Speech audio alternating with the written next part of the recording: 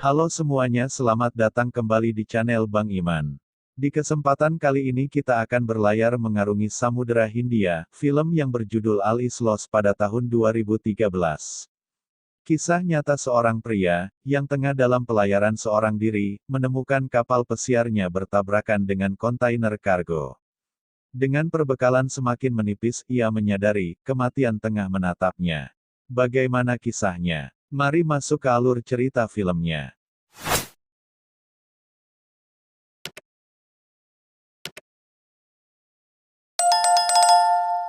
Film seorang kakek yang terbangun dari tidurnya, ia melihat lantai kapalnya sudah tergenang air. Ia melihat keluar dan kapalnya tertabrak kontainer yang jatuh dari muatan kargo pengangkut barang. Sehingga kapal kakek terjadi kebocoran.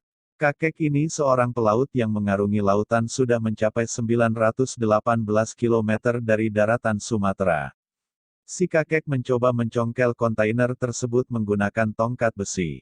Akan tetapi usahanya sia-sia, kontainer itu tak bisa dilepas. Akhirnya kakek mengaitkan dengan tali janggar, dengan harapan janggar itu bisa menarik kontainer dan bisa terlepas dari kapal itu.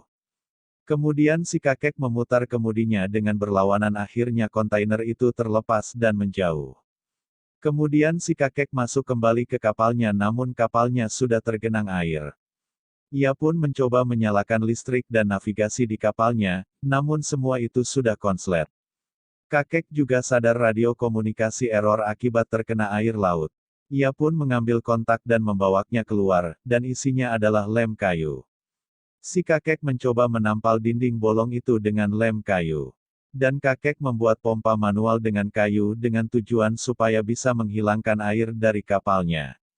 Hari pun tak terasa sudah sore, kakek duduk di atas kapal dan memakan makanan kaleng sambil menatap ciptaan Tuhan yang maha sempurna. Malam telah tiba, kakek tidur di atas ayunan dengan dikelilingi air laut di bawahnya. Di hari kedua rutinitas kakek masih sama, yaitu masih menambal kapalnya dengan lem kayu. Dan duduk akibat badan terasa capek, ia sambil memakan makanan kaleng. Sore hari itu kakek memikirkan berlayar harus kemana, tanpa radio navigasi ia hanya mengandalkan angin membawanya tanpa tujuan. Pada hari ketiga, kakek membersihkan isi kapalnya dan mengecek lagi hasil tambalan dinding kapalnya dan kakek masih kurang yakin, akhirnya mencoba memiringkan kapalnya. Si kakek mengeluarkan aki dengan tujuan mengecas baterai radionya. Namun tetap saja radio tetap tidak berfungsi, si kakek yang pasrah pun akhirnya kembali lagi ke kapalnya dan membaca buku navigasi bintang. Saat sedang membaca, radionya tiba-tiba berbunyi. Si kakek mencoba berkomunikasi namun radionya kembali mati lagi. Dengan keadaan lagi kacau, kakek menenangkan diri dengan meminum air seteguk air. Sore pun tiba lagi, si kakek memasak makanan, tiba-tiba ada suara air jatuh, itu adalah rintik air hujan. Saat itu juga si kakek hujan-hujan. Pada hari keempat, kakek memperbaiki antena radionya di atas tiang. Ia pun memanjat tiang dengan alat seadanya. Saat sudah sampai di atas, ia melihat awan hitam dari kejauhan, itu menandakan akan ada badai. Si kakek tahu bahwa tak akan lama lagi akan menghadapi gelombang yang menerjang kapalnya dan ia mencoba turun untuk mempersiapkan diri. Kakek mencoba menyimpan makan dan perlengkapan dengan aman dan mempersiapkan jerigen. Lalu kakek memakai jas hujan antisipasi akan hujan deras. Dan seketika kapal sudah terombang-ambing diterpa ombak. Ia kemudian mengemudikan kapalnya di keadaan hujan deras, angin kencang dan ombak yang kuat.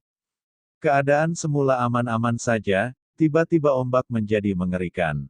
Gunjangan yang kuat membuat si kakek kewalahan dan masuk ke kapalnya untuk berlindung.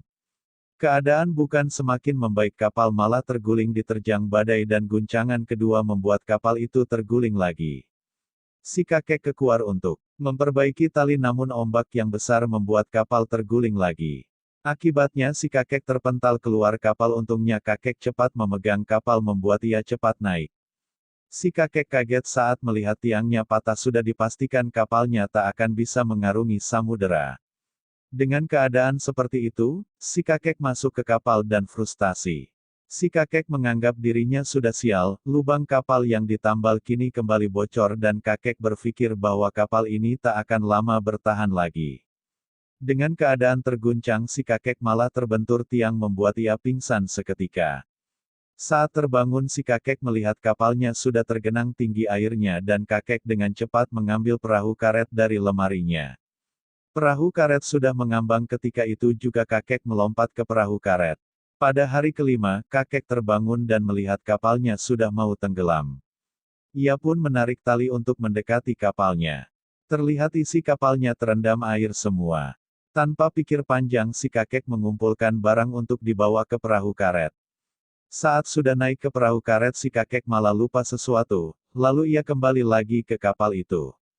Setelah sudah diambil, si kakek kembali lagi ke perahu karet dan melihat kapalnya dikit demi sedikit tenggelam kapal yang penuh perjuangan. Si kakek termenung melihat kapalnya tenggelam dan tak tahu harus berkata apa-apa lagi. Kardus yang dibawa kemudian dibuka dan berisi navigasi bintang dan maps. Di sini si kakek mencoba untuk memahami cara menggunakan navigasi tersebut. Kakek yang lelah tertidur dan terbangun melihat perahu karetnya tergenang air. Perahu karet itu mengalami kebocoran dengan menggunakan kaleng makanan ia mencoba mengeluarkan air itu. Saat ia berkaca si kakek menyadari bahwa ada awan hitam di depannya itu menandakan akan ada badai lagi. Si kakek dengan perlengkapan seadanya ia harus bertahan hidup seadanya. Malamnya badai pun menerpa perahu karetnya kakek harus bertahan di dalam perahu itu.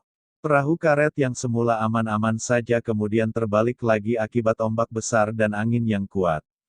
Si kakek mencoba keluar dan sekuat mungkin mengembalikan perahunya. Sekarang si kakek harus bertahan hidup dengan keadaan yang terpuruk dan terombang-ambing di lautan tanpa seorang pun.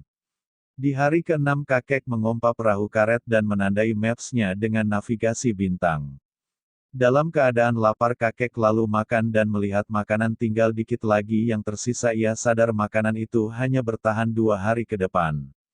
Cadangan air pun masih sedikit di dalam jerigen itu pun hanya air laut yang tak layak diminum. Ia frustasi berat akibat kesialan yang telah menipanya. Ia menatapi bahwa selama ini ia berusaha akan mendekati kematiannya saja. Dalam kondisi haus dan lapar ia sadar akan sesuatu, disinilah insting bertahan hidupnya diuji. Ia menotong jerigen tersebut lalu mengambil plastik dan kaleng bekas. Jerigen kemudian diisi air kemudian dibungkus dengan plastik dengan tujuan dengan sinar matahari yang panas membuat air itu matang. Si kakek juga memancing ikan dengan alat seadanya, tidak lama kemudian kakek melihat kapal kargo terlihat dari kejauhan. Kakek dengan cepat menyalakan flar yang ia bawa dan memberi sinyal bantuan. Namun kapal itu tak melihatnya dan menjauh dengan perasaan yang sedih kakek mendapatkan bantuan di depan mata harus terlewatkan. Di sini ia sangat amat pasrah dengan keadaan sekarang. Seketika pancing bergerak kakek langsung menarik pancing tersebut namun kesialan kembali datang ikan yang dapat harus dimakan hiu. Pada malam hari si kakek tertidur lalu terbangun melihat kapal besar lewat di depan matanya. Si kakek dengan cepat menyalakan sinyal bantuan dengan menghabiskan 2 flar sekaligus. Namun kembali sial, kapal itu hanya lewat di depan matanya saja. Kakek tambah frustasi 2 kapal. Di depan matanya hanya lewat begitu saja. Pada hari ke-7 si kakek dengan kondisi yang amat lemah sedang terbaring di perahu karetnya. Ia bertahan hidup dengan air laut yang ia jemur, kakek melacak navigasi bintang dan menandai maps yang ia punya. Sore harinya kakek menulis dan memasukkan ke dalam toples kaca dengan harapan ada yang menemukannya karena tidak ada lagi yang bisa ia lakukan dan toples itu dihanyutkan. Singkat cerita, kakek terbangun dari tidurnya dan melihat cahaya dari kejauhan pada malam hari. Ia sadar bahwa cahaya itu adalah cahaya kapal. Namun flar sudah habis dan berpikir bagaimana cara untuk memberikan bantuan. Melihat jerigen ia lalu merobek-robek kertas dan memasukkan ke jerigen kemudian dibakar dengan tujuan kapal itu melihatnya. Kakek menambahkan kertasnya dengan tujuan api itu besar dan bisa terlihat kapal. Namun api itu tak terkendali dan malah melalap perahu karetnya. Kakek panik dengan hal itu kemudian kakek malah kecebur dan melihat perahu karet dimakan api. Kakek sudah putus harapan dengan keadaan ini karena kapal yang terakhir pun tak kunjung datang. Kakek dengan hancur keadaan sekarang mencoba mengakhiri hidupnya dengan menenggelamkan diri ke lautan. Usaha yang ia selama ini lakukan hanyalah sia-sia belaka. Kakek sudah menenggelamkan diri semakin dalam, namun dengan keajaiban. Ada cahaya yang mendekati perahu karetnya, kakek yang melihat hal itu langsung semangat untuk naik kembali ke atas. Dan keajaiban pun berpihak padanya, ia ditolong dan diselamatkan. Dan film pun selesai.